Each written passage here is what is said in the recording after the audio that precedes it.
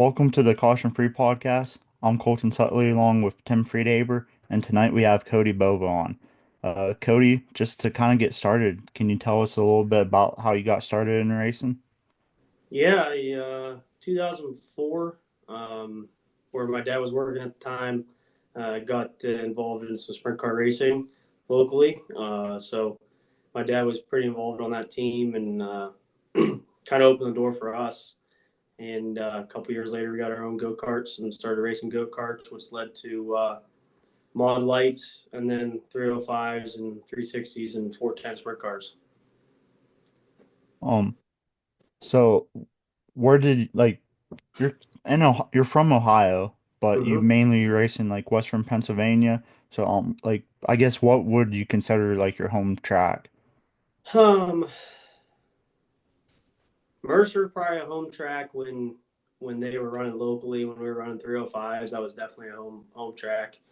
Um, lately, kind of Wayne County, Lernerville Friday nights and Wayne County Saturday nights is probably our home tracks now. With 410 days. I mean, Sharon's in our backyard, and this is the first year they're actually running weekly 410 stuff.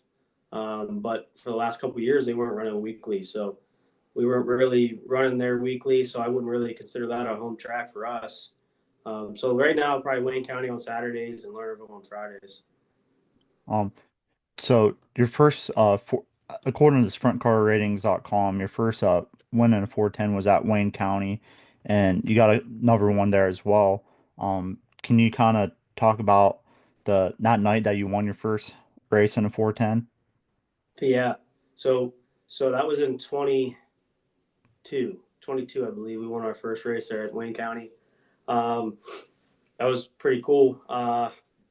Now 21 and end of 21, we led a lot of laps there on the race, and actually got caught up with a lap car and ended up not winning that night. So go back there opening night it was at Wayne County, and be able to get that win was pretty cool. Was we hadn't run at Wayne County a lot at that point. I didn't have a ton of laps under my belt there.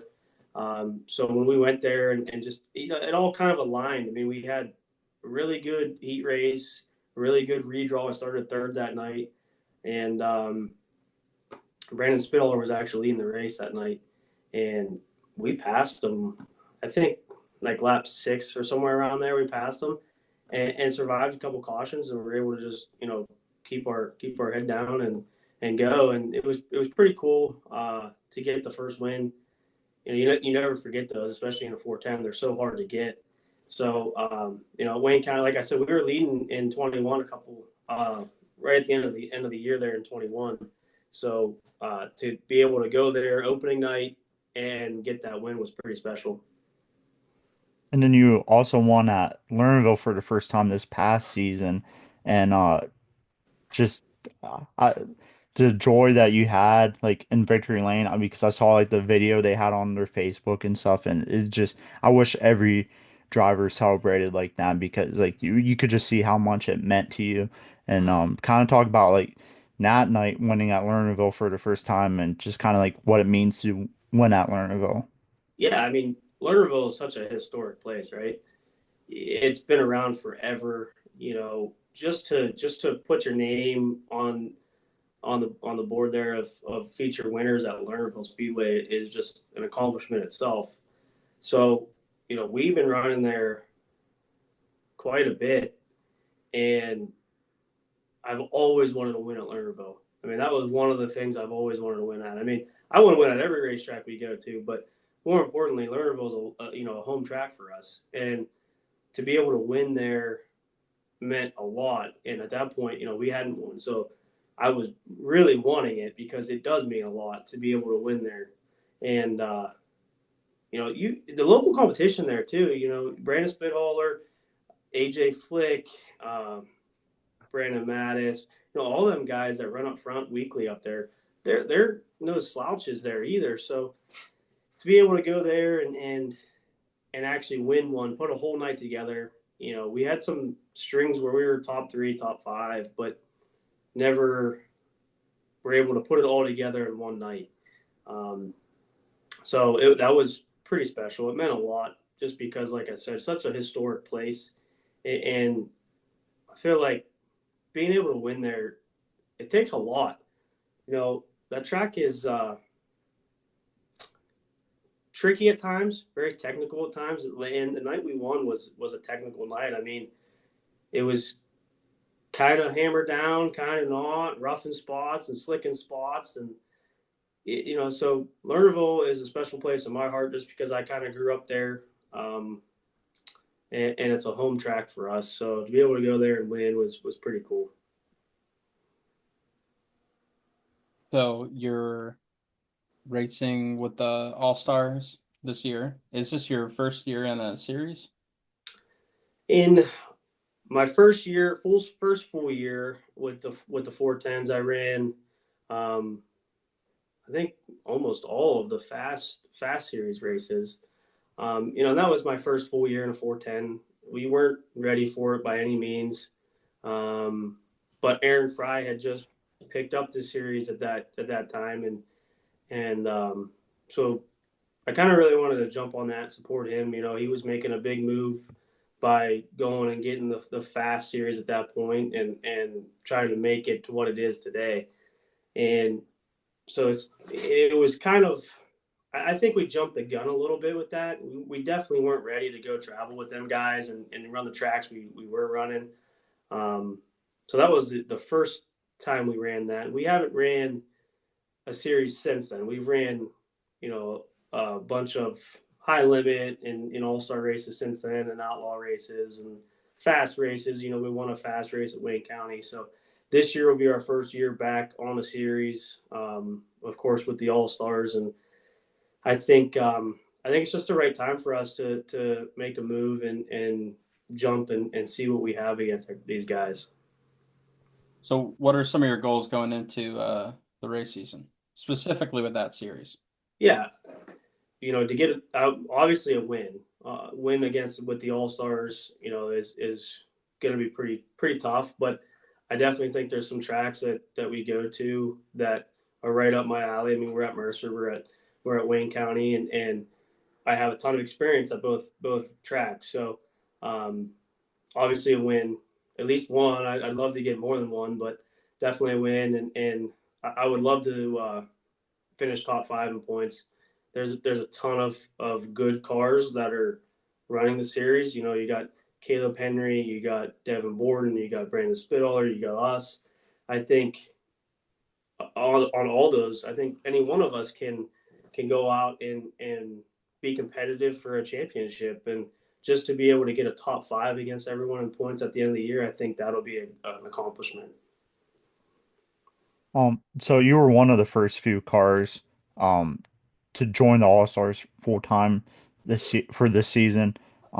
You kind of you mentioned a little bit of like why you feel like it's a time to take that step up, but like what all like went into choosing the All-Stars to be the series to take that next step with.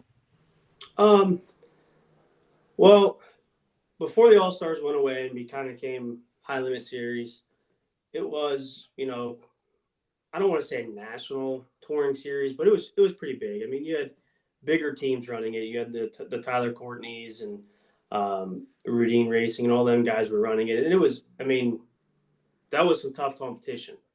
Um, it went away for a year and it's come back, and now Rich Farmers kind of focused it more against the working man series, and we go to Indiana once, and Michigan once, New York once, and then we're kind of just all around Ohio, Western PA stuff here. So I think the timing was right, for us to be able to do that.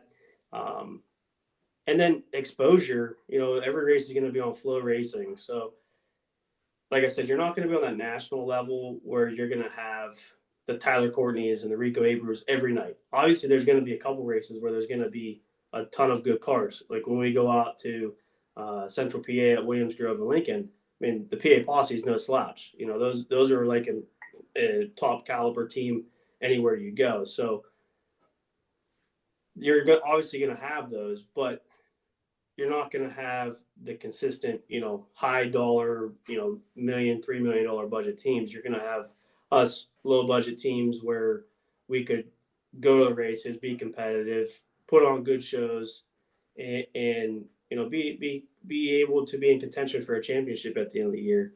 And that was one of the things that I think was a driving factor is you know we're able to do that. I think we have a possibility of going out and finishing, being a championship contender, finishing top three, top five in points, and to contend for a win every night. Like I said, a lot of these tracks, we've been to a lot of the tracks. We have a lot of experience at a lot of the tracks. So I think the timing was just right. You know, Rich Farmer wants to refocus it on the Working Man Series and not go as national, just stay regional. And I think it just all fell in line. And when it came out, like I said, the exposure that's going to be out there alone, just in flow racing every night that we're on the track, is going to be huge for us, let alone all the other guys that are running the series. Um, Speaking about like how like one thing that kind of shows like how ready you are for like that next step and that like you were talking about is like I've no like I like looking at like the race results and stuff. Um, the high limit races like this past season at Lernerville, the you were the only local Western PA driver to like make all three shows in their own equipment because I believe AJ Flick made all three, but he was in the Indy race parts car Right. for two of those nights. But Mm-hmm. I mean, I think that's something to be very proud of, making all three nights in your own equipment. And it's not like you were just, running around in the like 24th and pulling off or anything. You were like, I believe you finished in like 14th, 15th position a couple times, and you were up there fighting with some of those top level teams. Just, I guess, kind of talk about like how much that means to you to be able to go out there and put out such good results. It means a lot. When High Limit comes in town and you're able to make the shows, that's an accomplishment in itself. And when they came to Lernerville 3 times this year, we made all three shows. The first night we had to run the B, but we made it through the B. And the last 2 nights, we made it through our heat race and was able to transfer through our heat. So every time they came, we got better, and we were passing cars. The first night we were the highest finishing local, which that was awesome. We had an added bonus to that and got some really great exposure for that. And it's just a confidence booster. I mean, when you start, like I said, we had to come from the B, so I think we started 22nd or 23rd that night. We started back there, and you're passing cars. Like I was passing Casey Kane, I think for 15th at that point. I was passing Casey, and I'm like thinking to myself, this guy races high limit for a living for series. He runs with them, and I'm passing him for a position right now, and it's pretty special to be able to make all three shows have such a great showing for our local competition. I mean, that just says a lot. And we went out there, we made all the shows, and we had great exposure from it too. The second show we made, we started sixth in the heat race, and top five transferred, and I was able to make it four. Um, Going into turn one, I made the pass for four, and then we just stayed there, and I kept going, and I knew I had to get there at the drop of the green, and like I said, Lernerville is one of our home tracks. We run there a lot. At that point, we had just won our first race there too, so I had a ton of confidence as a driver going into that show, and we actually got the interview with Tony at the end, and again he was bringing up how we were the highest finishing local, just had a win not too long ago. So high limit is no joke at all. There are, I think we had 30 some cars, and of those 30 some cars, every single car was top notch car. So to be able to go out in my own equipment and make all three shows is just really cool, really special. And like you said, I think it is a showing of we're ready for the next step. And that next step is the All Stars. Do you find yourself driving differently against the bigger series?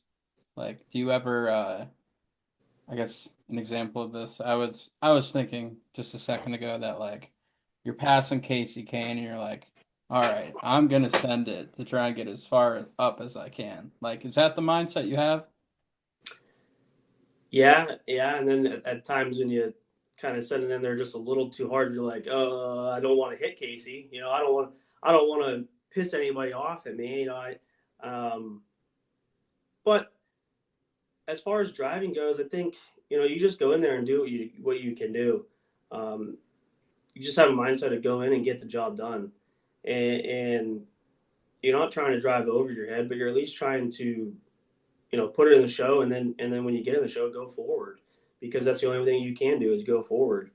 And in the moment, you're passing them for a second, and you think about something for a quick second, but then you pass them, or like I think Casey and I actually were running side by side for like 3 or 4 laps, just going back and forth.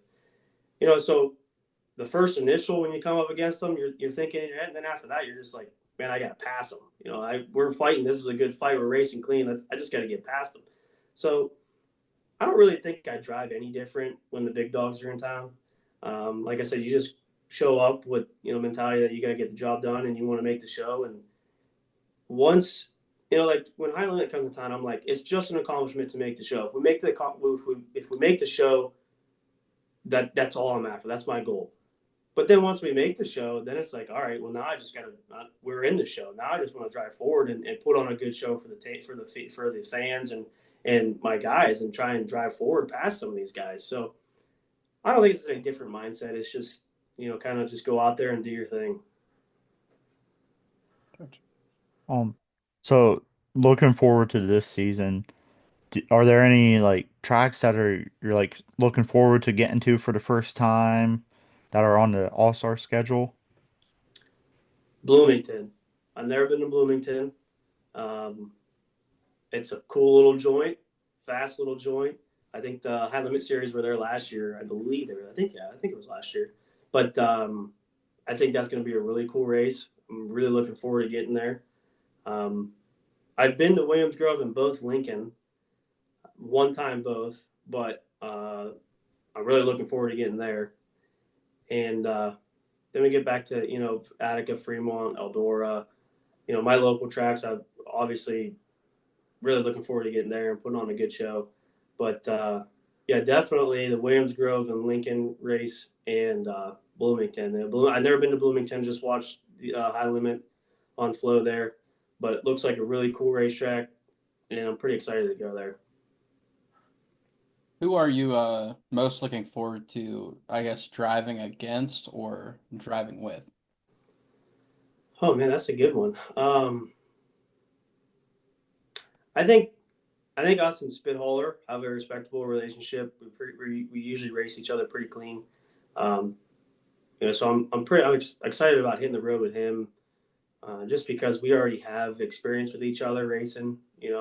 Actually, 2 of my 3 wins have come by passing him. So it's pretty cool that we're on the road together. Both kind of local guys here, and so I'm excited about hitting the road. With someone local here. Um, Caleb Henry, I haven't raced against. Devin Borden, I haven't raced against. And those are both two pretty good drivers. You put them in any car, and they're capable of going out and winning. Um, so I'm excited to race with them. I don't know exactly, their racing style or how they race. Like I said, I haven't raced against them, but excited to get on the road with them guys and see what we could do against them. Other than the All-Star schedule, what are some like races that like you like have highlighted on like your personal racing schedule? Yeah. So we got, I think, 60 or 65 races on our schedule this year, 30 of which are the All Star races. And then,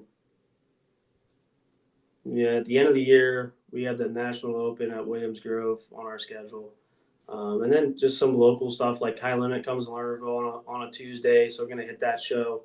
Um, where else do they go? I think tentatively Fremont I think it's Wednesday or Tuesday with the high limits. Um, and then some fast shows here and there at Tri City and Mercer and PPMS. And so if we're not running any, fast or outlaw or high limit shows, because we're going to hit the outlaw shows at Sharon this year. So if we're not hitting any of them, we're probably just going to stay, more local as far as um, probably Lernerville, Tri City, Sharon, Wayne County, or Mercer. Um, but like I said, there is a lot of races on our schedule, and there's a lot of races out there too that I don't have on our schedule just yet. Kind of playing it by year with weather and stuff and how we.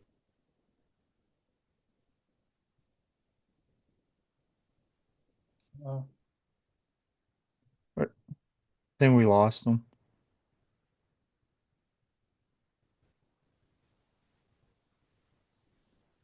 do you think he knows? Are you there, Cody?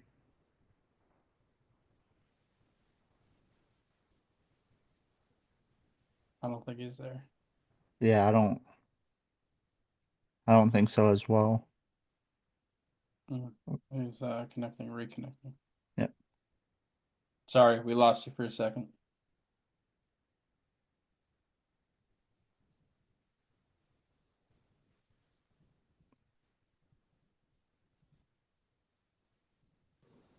You there? Yeah. Yeah. Yeah. Okay.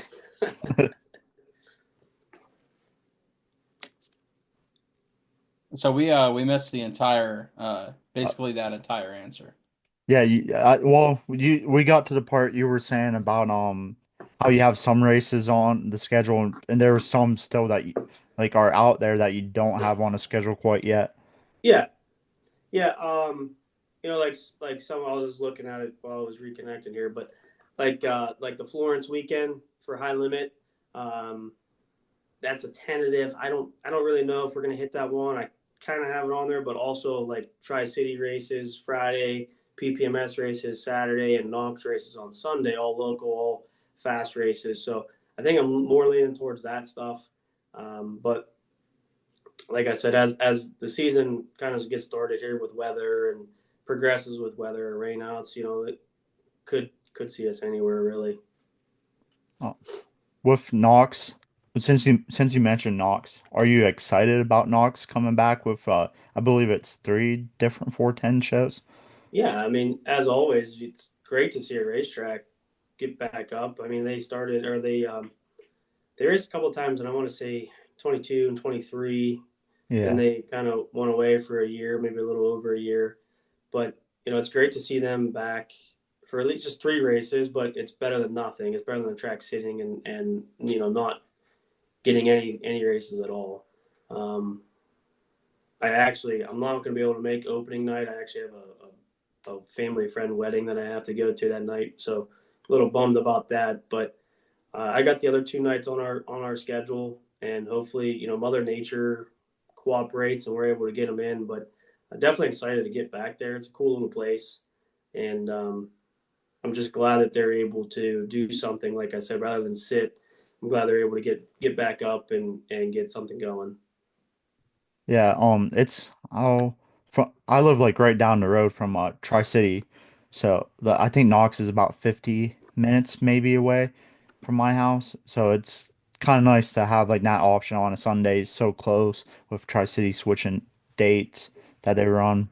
Yeah, But I don't know if I'll be able to make it to any of the Knox races this year. I started making a schedule for this year and I had them on there, but then something came along that's going to be changing it. And then I don't, so the third show that they have in September is the only one that I might be able to make, but I don't know. It will be hard to tell my girlfriend that I'm going to go to the high limit races the Friday, Saturday, and then go to Knox on Sunday as well. I don't know if she'll be too happy about that. yeah, yeah. So are you rocking with the same wrap this year, or are you changing it up? We got a little different color scheme coming out this year. Should be releasing it here in the next week or so. Um, so I'm excited. It's a little different than what we were doing.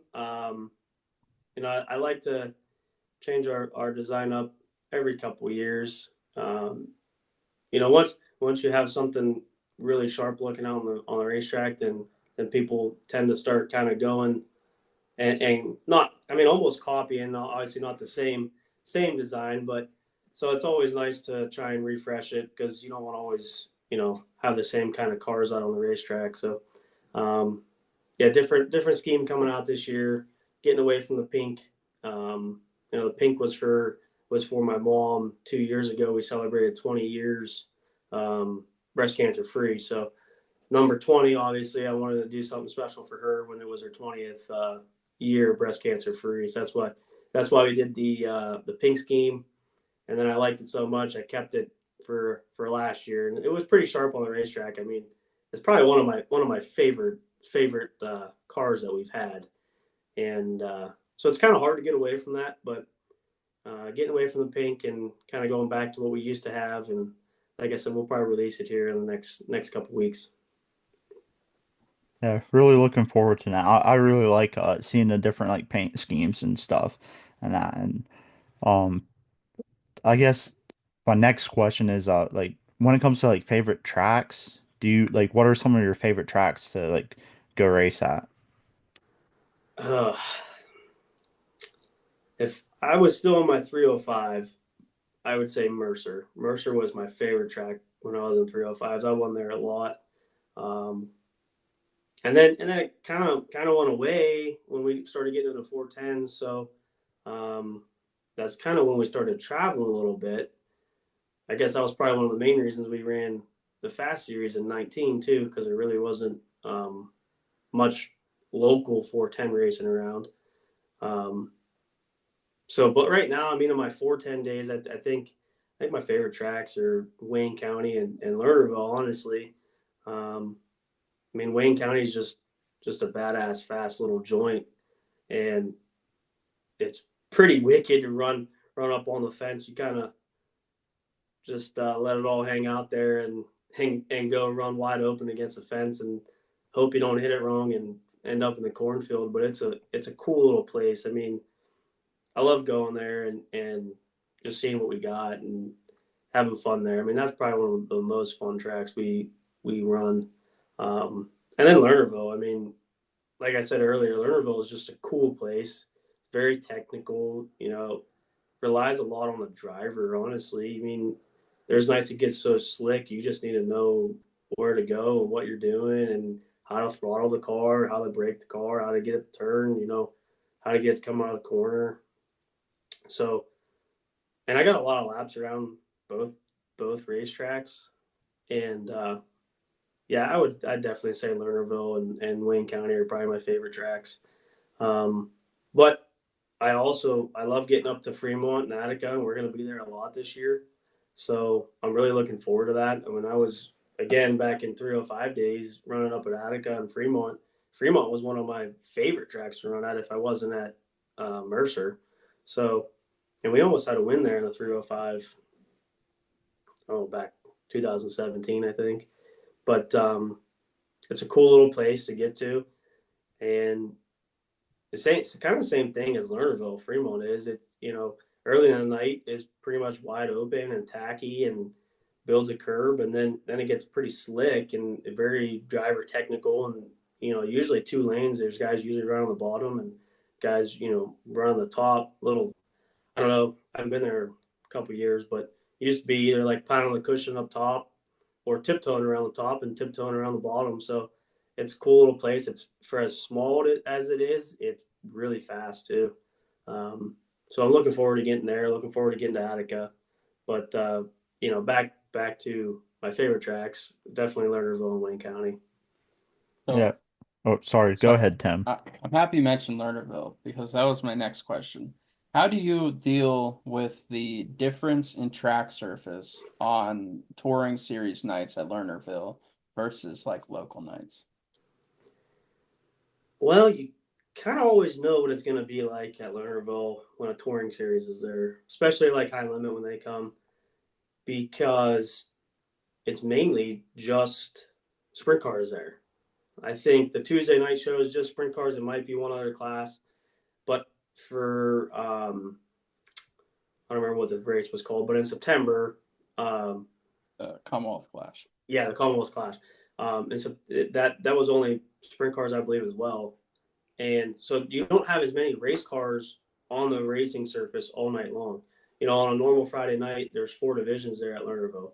So you run hot laps, heat races, features, sometimes B mains for all those classes. So that takes you know wear on the racetrack, and that's kind of what makes it so slick sometimes. Is there's so many different classes on the track that it kind of makes the surface go away. So when the high limit coming to town, you only have the 410s sprint cars. That's it. So you got qualifying or hot laps, qualifying, heat races, B mains, and feature. Well, that's like half of the time that's on the racetrack versus a normal Friday night. So usually, like when the high limits there, towards the end of the feature, maybe just to the start of the feature, is usually when the racetrack is just starting to widen out, or at the end of the feature, just starting to slicken off to where it normally is on a Friday night there. Um, and just about every time when the high limit's there and it's just high limit, you can almost count on it at that point. It's an interesting take. I feel like a lot of people that we've talked to on this podcast, and I'm not saying you didn't say this, but like they think the track is prepped like a lot or a lot differently on series nights, but it's interesting to think that Mm-hmm. there's way less cars running on it. Way less cars, especially at Lernerville, and that's normal. That's what I'm thinking here. Yeah, that's the only place we ran last year with the high limit series. So I don't think they prep the track any different on a Lernerville night when the high limit's there, especially Lernerville. I just think there's not as many cars on the track, not as much time on the racing surface for that track to widen out. So when they're prepping the track for a regular Friday night versus a high limit night, they do the same thing. It's just there's not as many race cars on the track to take the surface away. Now, when they go to I don't know Port Royal or something, do they do something differently? They might. They might pack the surface a little harder just because same thing though. There are not as many race cars on the racetrack, so they might try and pack the surface a little harder. That way, the racing is a little better, I guess. When it's slick at Port and they're up on the fence and throwing slide jobs and stuff like that, you know, are they packing the track a little harder? Prepping the track a little different? Probably, honestly, probably. Um, but I don't know. Who's to say what they do? Yeah, I think it's a good point because like I've never thought of it like that, there's so many less cars racing on it and like they say about how like a, late models need a track prep differently than a sprint car and differently than a modified and differently than a pro stock and like with all those different types of cars on a track too, it changes how the surface is and like just like you said the amount of laps. And I feel like nobody's ever said about that before, and it's a very good point that like it could be just that, and everybody just assumes the tracks just track prep it differently because of the big series coming in. But I feel like it's probably more like what you said, that they just a lot less cars and different types of Well, just one and, type and of car. yeah, and think about it.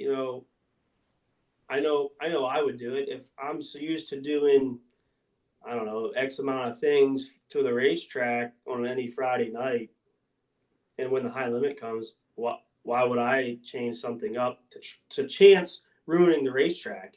You know what the racetrack does if I put this amount of water on it, run it in this amount of time, roll it, whatever you may do.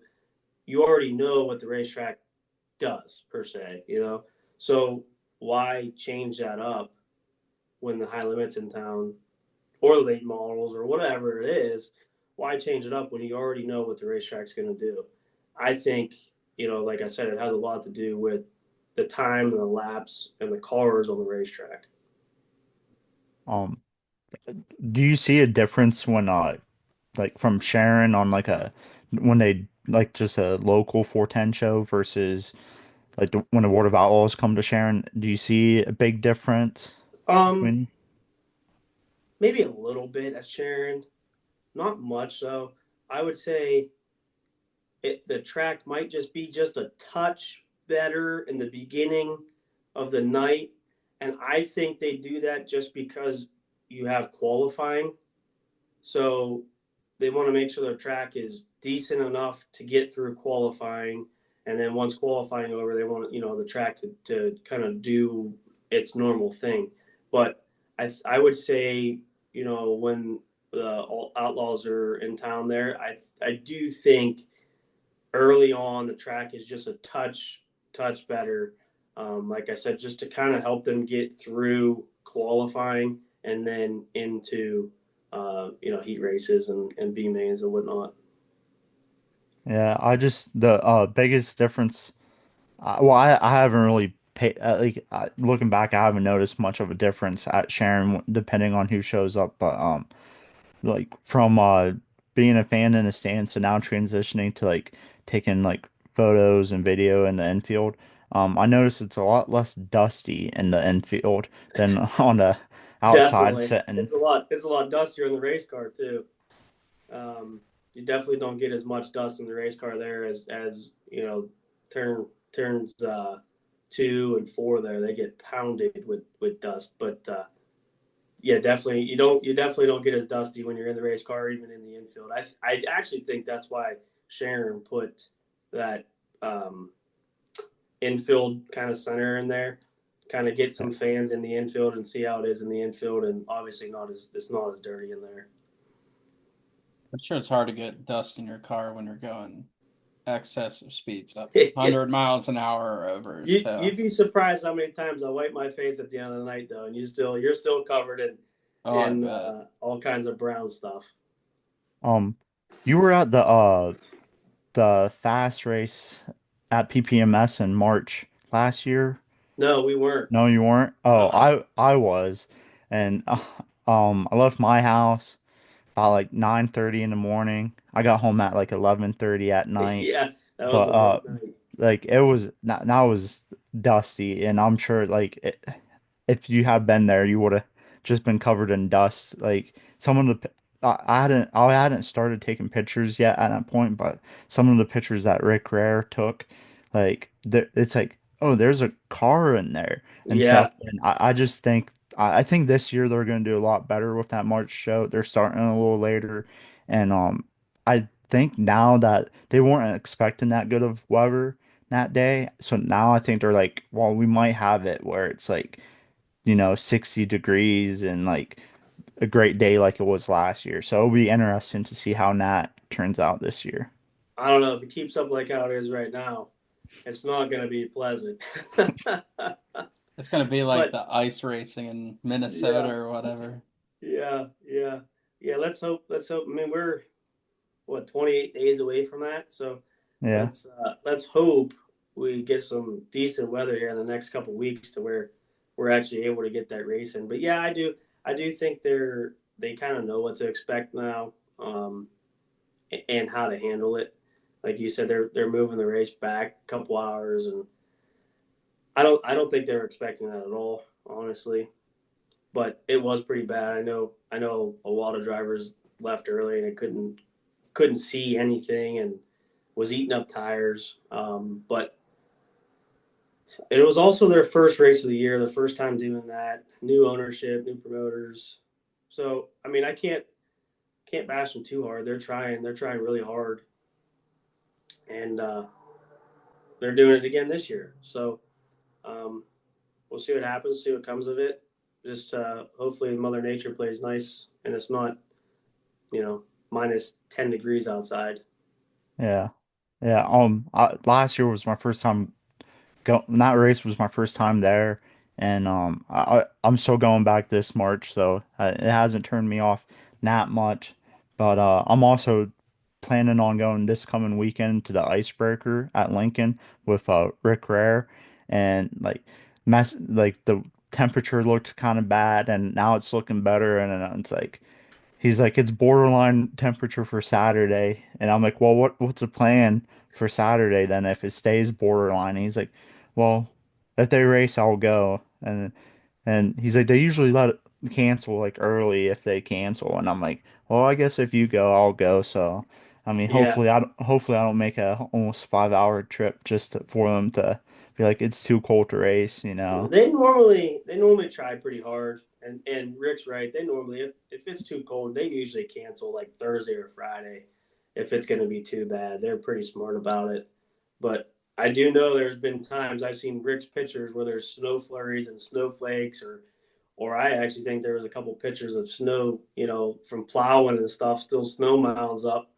Um, but it's kind of cool out what they do, but it's also kind of crazy at the same time. It's pretty cold outside, and they'll race from the time the icebreaker starts to the end of their season. So we'll see what the weather has in store, and hopefully they get to race. I mean, I want nothing more than racing season to start around here. So I'm all for racing.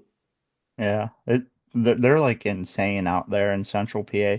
I think all the tracks start in like like the beginning of March or something, and I'm like, I'd love for tracks around here to try that, but like a lot of them have trouble just starting in April. Like I mean Mercer last year, I think I was gonna try to go there like 6 different times, and each time it was gonna be like their first night racing, and each time they got canceled, and I'm like, I'm done trying to go there Yeah, because every time I do, they cancel. So hopefully Mercer this year doesn't have such bad luck. yeah, and I just think our weather around here is a little different than what they got out there. Um, we're kind of in like an armpit around here. Our weather, you never know what we're gonna get. I mean, last night we got 3, 4 inches of snow, and we didn't even have that on the forecast. So you never know what you're gonna get. But I definitely think we're on some different weather approach out here. Although Attica, they start racing March 14th, actually, the day before PPMS is their opening night. Now, I don't think we ever get that opening night in up there. Maybe once or twice, and then it rains out the next 3 weekends or something like that. So we'll see. So on that topic, what is the coldest race you've ever raced? And what is the coldest weather? Mm. Attica's opener one year. I don't remember exactly how cold it was, but there was snow flurries, and we were all bundled up in Carhartts and stocking caps, and you could see our own breath. I just don't remember how cold it was, but it was pretty cold. By the end of the night, it was freezing. It's got to be cold in the car. Oh yeah, yeah. And even when you're racing, because that cold air hits you, and it just like kind of cuts right through your suit and everything, and it's pretty cold. And until the engine starts getting a little warm, then it kind of warms up a little bit. But yeah, it was definitely Attica's opener a couple years ago. We were there. It was pretty cold. Like I said, I don't remember how cold it was, but it was definitely freezing. Yeah.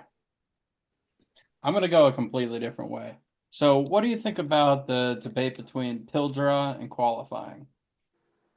Qualifying all the way. Okay. Yeah, qualifying sets aside like Lernerville on a Friday night. If there's 20 cars there, there's usually 10 or so that are decent top running cars, and then there's usually 10 or so that are back running lap traffic, honestly. And if you got a pill draw, you could put one of them cars on the front row, and then they stack up the whole field of cars and cause a big wreck. Versus if you just qualify, just even in hot laps, just hot lap qualifying. Now that kind of sets aside, your faster cars and your slower cars, and it puts the faster cars where they should be and the slower cars where they should be, in all hopes of avoiding what I just talked about.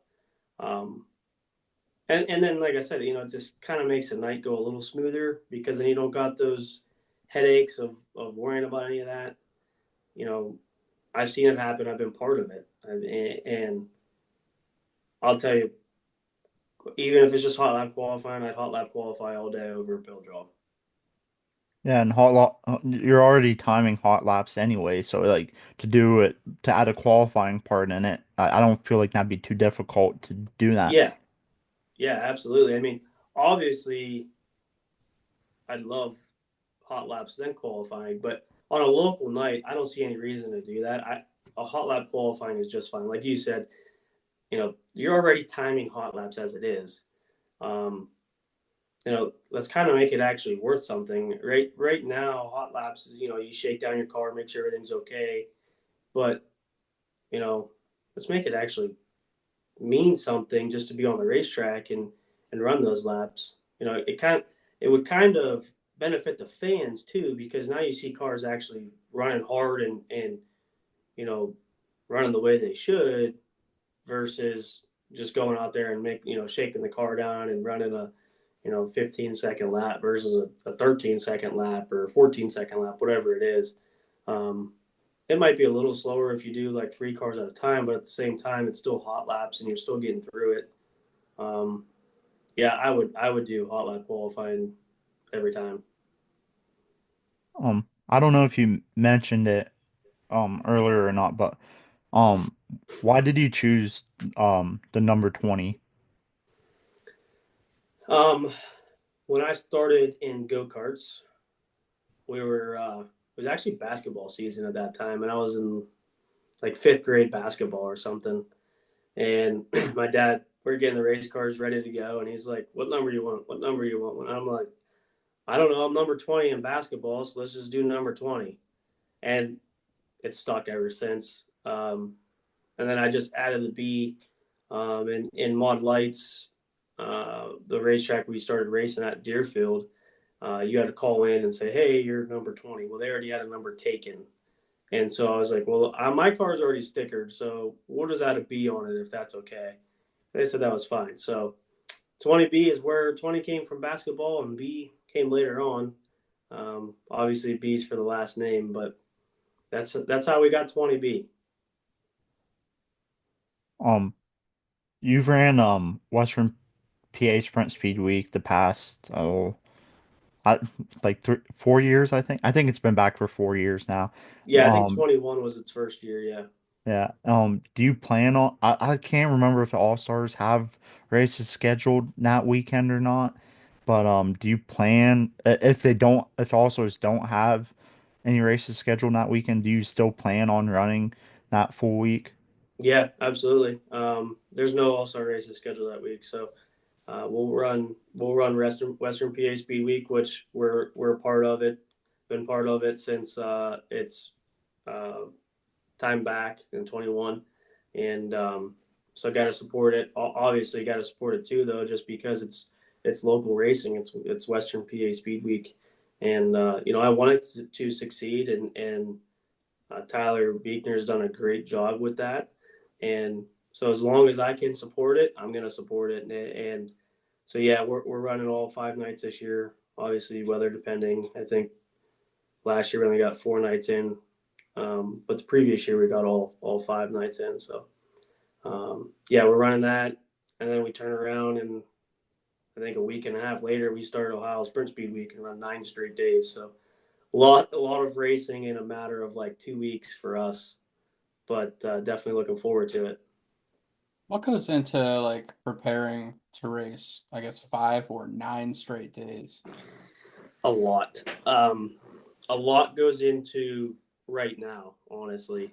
Uh, obviously we're preparing for the All Star stuff, so we got to have a mind of that.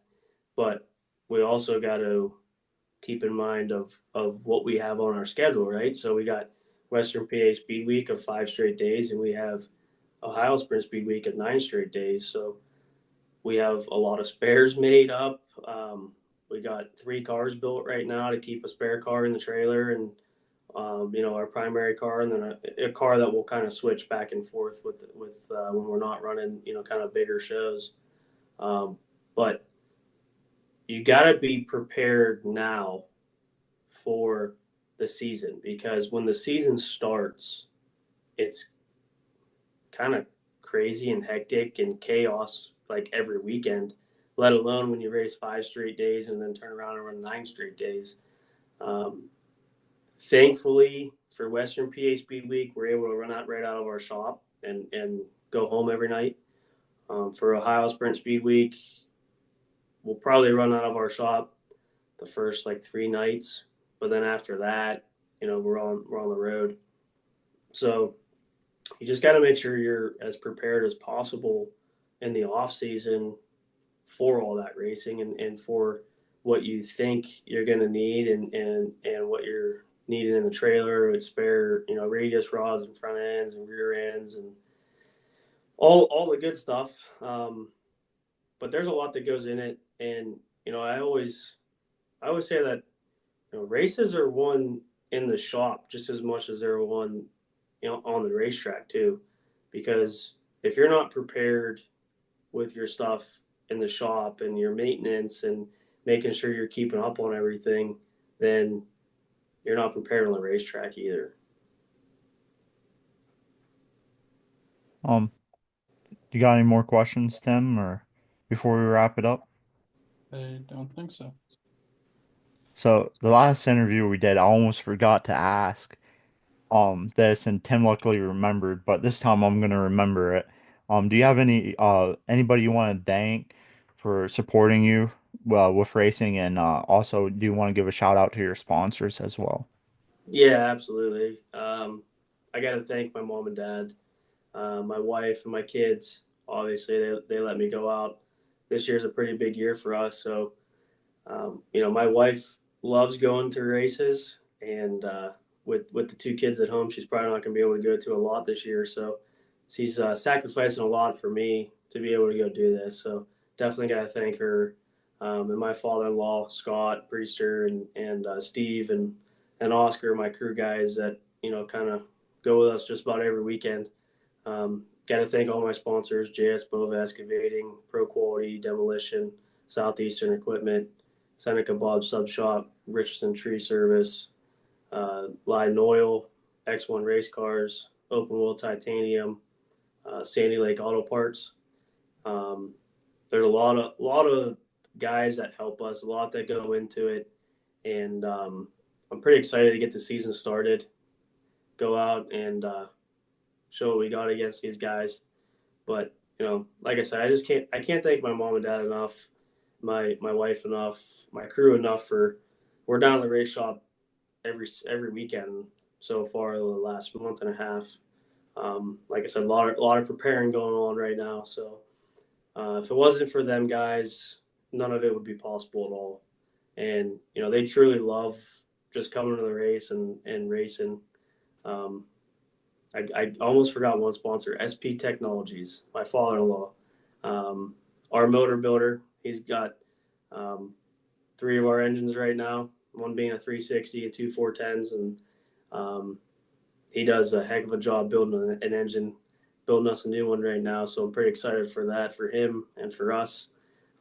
It's pretty awesome to have him as a crew chief, but also on the road with us when something does happen. He's able to look at it, diagnose it, see what happens, and um, without him, honestly, a lot of our racing wouldn't be possible because he helps us a lot when it comes to motor stuff and even rear end rebuilds and stuff like that. Uh, he's got 30 years experience, so it's a lot on him, but he helps us a lot, and definitely couldn't do it without him. So, like I said, a lot of people to thank, a lot of people that have their hands in this. So, if it wasn't for them guys, we definitely wouldn't be where we are, and we definitely wouldn't be hitting the road this year like we are. So where can people follow you, watch your racing, get some merch? Yeah, um, Bova Racing Facebook page is the best place. That's where you could get our merchandise and follow along. Our schedule is usually posted on there. Our design for this year will be posted here shortly, and our weekly results and everything is usually all posted. My wife does a great job with posting, keeping up on that stuff, and doing giveaways and stuff like that. You gotta be active on social media these days. So Bova Racing Facebook, Bova Racing Instagram, and then I on Twitter as well, or X as it is now. Cody B Racing is my handle, and honestly, a lot of it is on Bova Racing Facebook and Instagram. So if you're looking to follow along for results and everything like that, Bova Racing Facebook and Instagram is where to go. All right. If you want to stick around and bull crap a little bit afterwards, you can. But we're on Facebook, Instagram, TikTok, Twitter or X. Like and comment and subscribe on YouTube. Listen on Spotify and Amazon Music, Apple Podcasts, and get out to a track and go root for Cody this season and hashtag no flags given.